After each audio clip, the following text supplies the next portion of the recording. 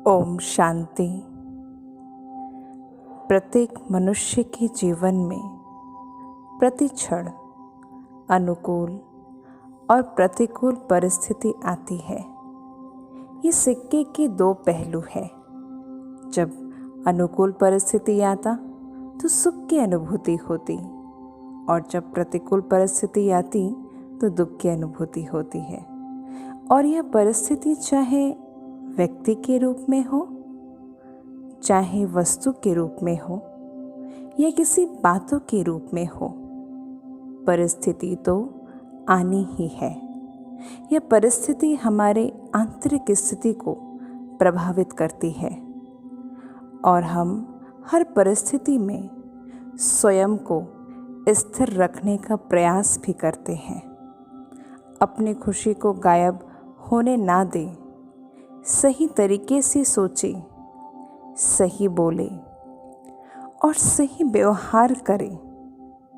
करने के लिए डिसाइड भी करते हैं, करना भी चाहते हैं, लेकिन फिर क्या होता?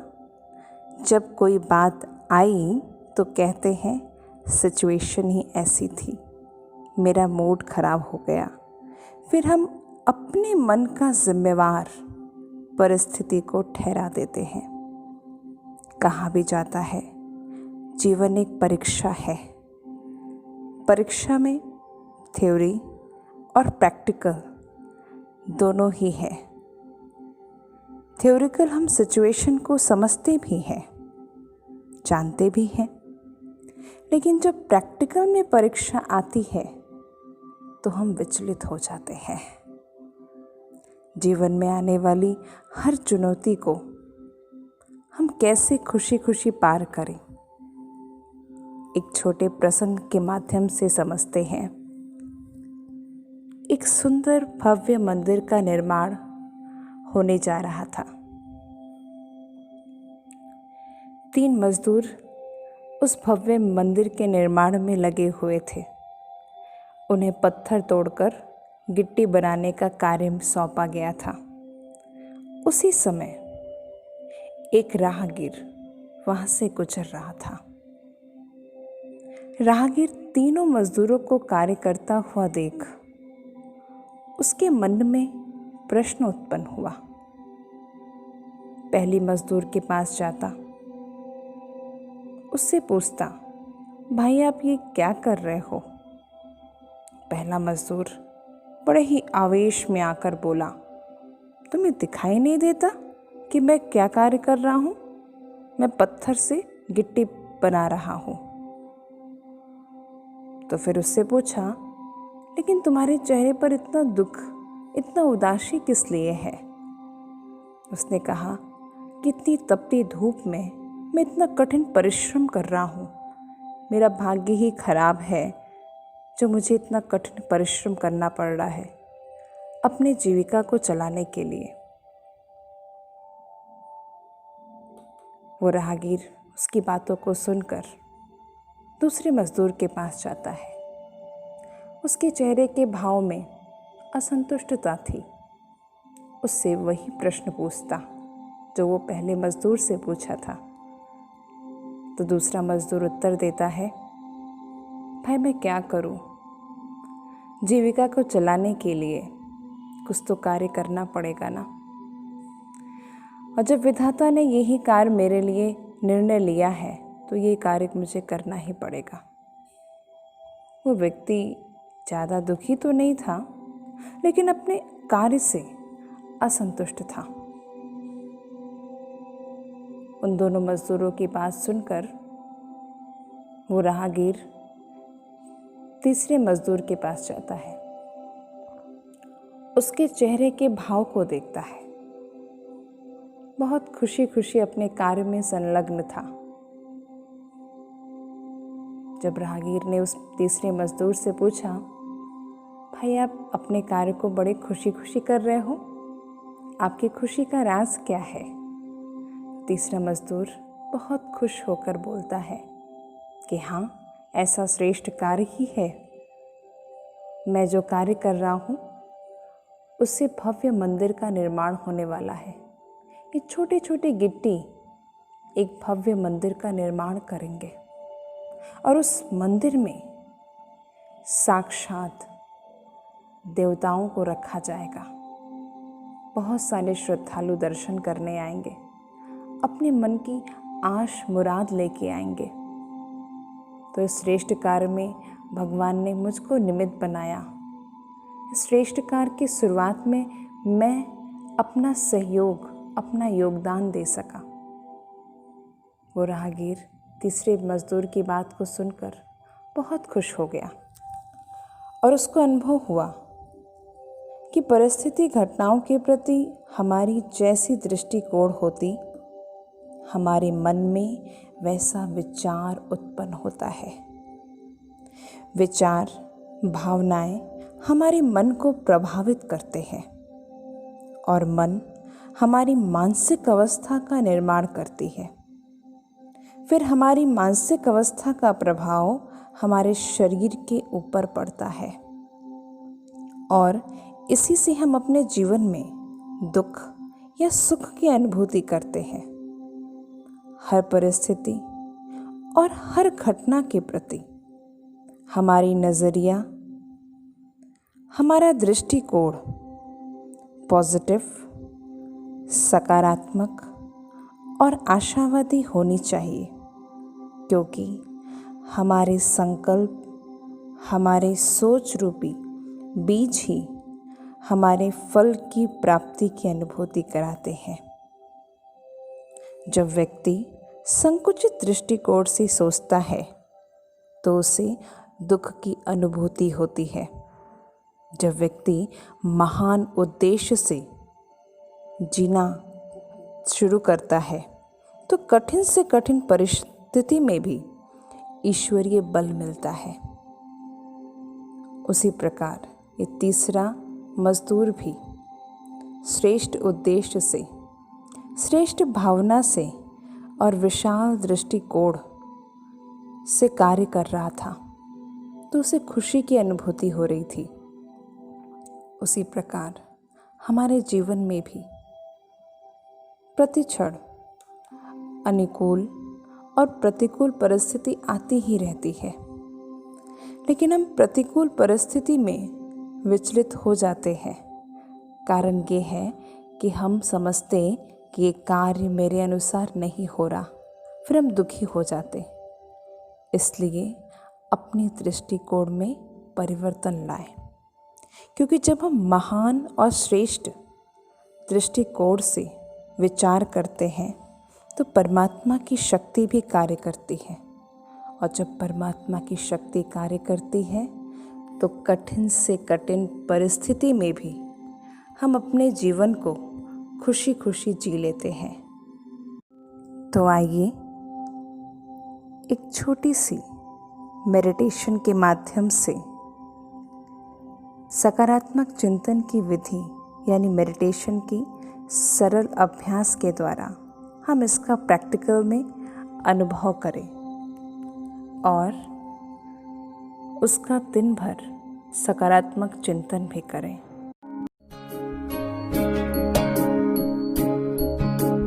ये मत कहो खुदा से मेरी मुश्किलें बड़ी हैं, ये मत कहो खुदा से मेरी मुश्किलें बड़ी हैं, ये मुश्किलों से कह दो मेरा खुदा बड़ा है। आती है आंधियाँ तो कर उनका खैर मकदम, आती है आंधियाँ तो कर उनका खैर मकदम, तूफान से ही तो लड़ने खुदा ने तुझे गढ़ा है।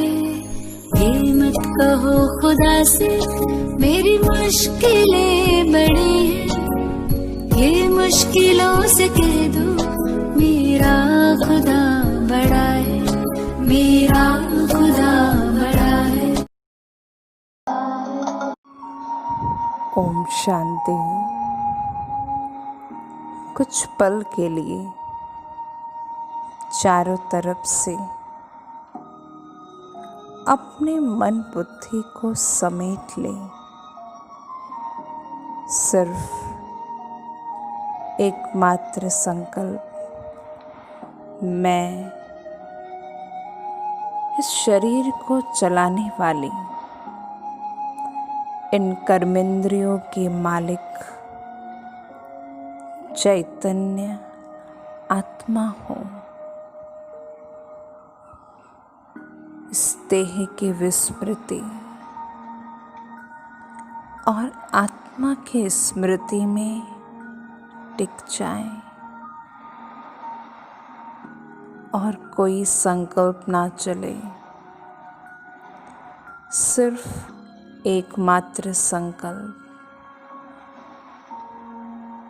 प्रकृति के अकाल तख्त पर एक चमकता हुआ सितारा जगमगा रहा है।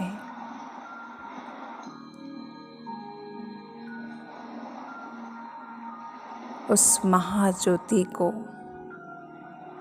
इमर्ज करें अपने सम्मुख। उस परमपिता परमात्मा शिव पिता को याद करें।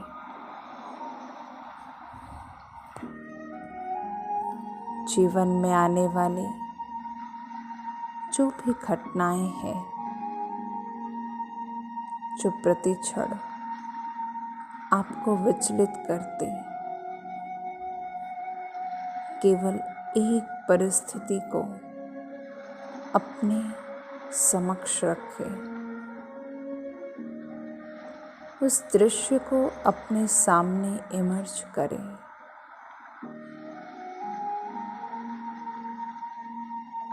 अनुभव करें उस व्यक्ति की बातें, उस व्यक्ति के बोल, कर्म आपके सामने इमर्ज हो गए हैं। अनुभव करें, मैं आत्मा उस दृश्य को देख रही हूँ जो हर दिन मेरे साथ वो दृश्य आता है। मैं आत्मा साक्षी दृष्टा होकर उस सीन को देख रही हूँ। वो रोल मेरे सामने प्ले हो रहा है। मैं उस रोल से बिल्कुल डिटैच हूँ। मुस्कुराते हुए उस सीन को देखें और अनुभव करें, मेरे जीवन में जो भी घटनाएं हो रही है, जो भी परिस्थिति आ रही है, ये मेरे कर्मों का ही परिणाम है। उस सिचुएशन को खुशी खुशी स्वीकार करें। जो भी हो रहा है, सब में कल्याण है। परिस्थिति को छोटा बड़ा करना मेरे हाथ में है। मैं अपने कर्मेंद्रियों की मालिक हूँ। मैं अपने मन को सभी परिस्थितियों से बिल्कुल डिटैच अनुभव कर रही हूँ। वो सीन फिर से हर दिन मेरे सामने आता। मैं उस सभी दृश्यों से मुक्त, निश्चिंत, बेफिक्र आत्मा हूँ। मुस्कुराते हुए वो सीन को देखे।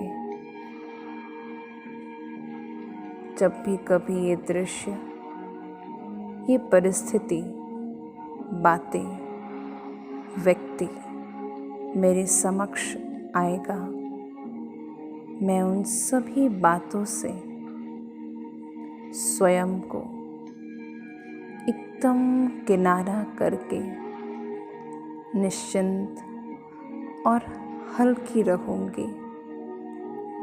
मुस्कुराते हुए चेहरे से उस सभी दृश्य को देखें, अनुभव करें। मैं परमात्मा छत्र छाया में निश्चिंत आत्मा बैठी हूँ। अपने स्वधर्म में टिककर स्वयं को आत्मिक दृष्टि से देखें। I am a peaceful being. मैं शांत स्वरूप आत्मा हूँ। धीरे धीरे स्वयं को आत्म भाव में स्थिर करके साक्षी दृष्टा के स्टेज पे रहकर खुली आंखों से सारे दृश्य को देखें।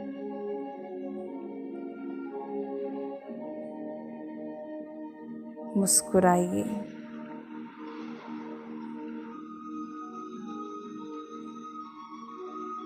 अपने स्वधर्म में टिककर अपने स्वरूप में स्थित हो जाएं। ओम शांति।